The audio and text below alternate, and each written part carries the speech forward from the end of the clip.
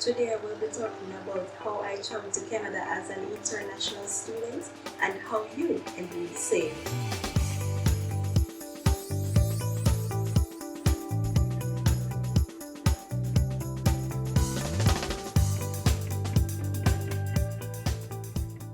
Welcome back to my channel. On this channel I talk about international students traveling to Canada, life in Canada, and personal development.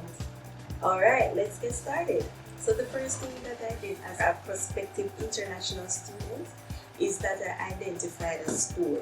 For me, this was in July 2019 that I identified a school in which I wanted to attend. I chose a school based on the province in which it was in. Most students, however, would choose based on where their family and friends are. For example, if you have friends in Ontario, you would try to locate a school based on where exactly your family is located, or to find a school around the province in which your family is located.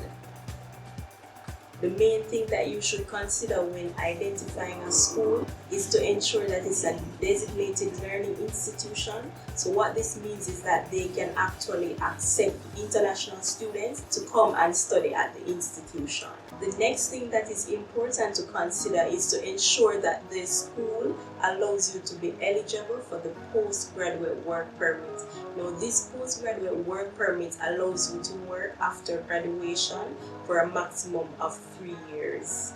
As I said before, there are students who choose the province in which they would like to attend school and then choose the school after. For me, I chose the province Prince Edward Island, which coincidentally is actually the smallest province in the country.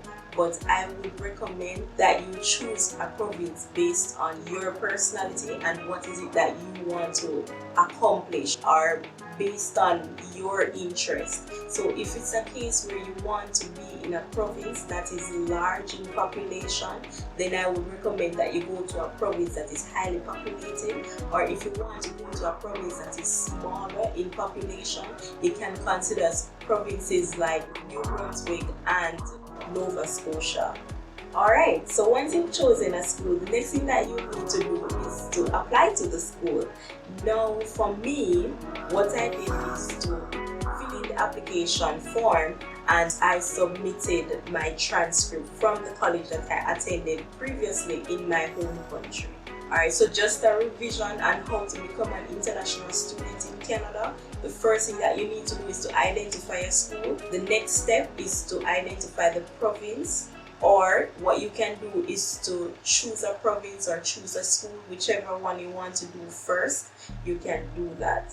And then the next step is to get your acceptance letter. Now, the acceptance letter is what you will receive once you've been accepted by the school. You don't have to worry about remembering all of this. All you need to do is to download the checklist down in the description box below, where I outline all the steps that you need to take in order to become an international student in Canada. Okay, so once you've received your acceptance letter, the next thing that you'll need to do is to gather the documents. Now, the first document that, as I said, you need to get is the acceptance letter from the school. The next document will be your passport. Then you will need a proof of funds, statement of purpose, which is a letter of explanation which explains why you would like to travel to Canada. It explains your program of choice. Why did you choose the province that you chose to attend? All the documents will be provided to you in my next video, where I will go through and explain the importance of each document and how you prepare these documents.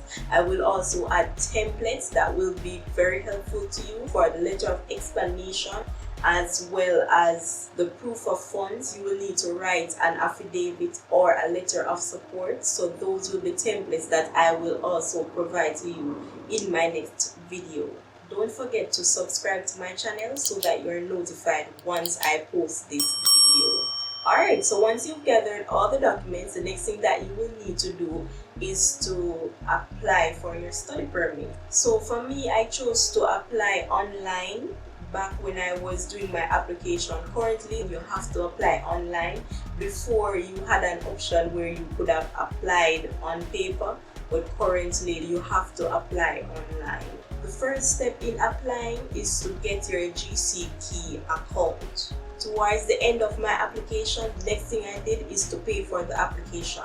The cost for a study permit application is $150, which is non-refundable, and that's in Canadian dollars. The next thing that you will do once you have submitted your application is to track the application. After about 2 days of applying for your study permit, you will receive an email that will inform you that you need to get your biometrics done. Now, if you've done a biometrics in the last 10 years, then that biometrics will still be valid and can be used as your current biometrics, and you will receive instructions on what is it you need to get done. I applied for my study permit November 2019, and I received my study permit in mid-December. Either the 14th or the 15th that I received my study permit. So it took exactly 6 weeks as they said it would, and the 6 weeks also includes the time to get the passport and get your visa stamped in your passport. All of that is included in the processing time as well. So I started school in January of 2020, and as you know, the pandemic came March 16, 2000. Well, the lockdown came about in March 16, 2020. So 2.5 months after I arrived in Canada, the pandemic came. So that is a whole story for another time, which I will be telling you about, where I will be explaining what were the implications of arriving 2.5 months before a global pandemic. As mentioned before, the checklist is provided down in the description box below, where you can get a layout of how to become an international student in Canada. Bye!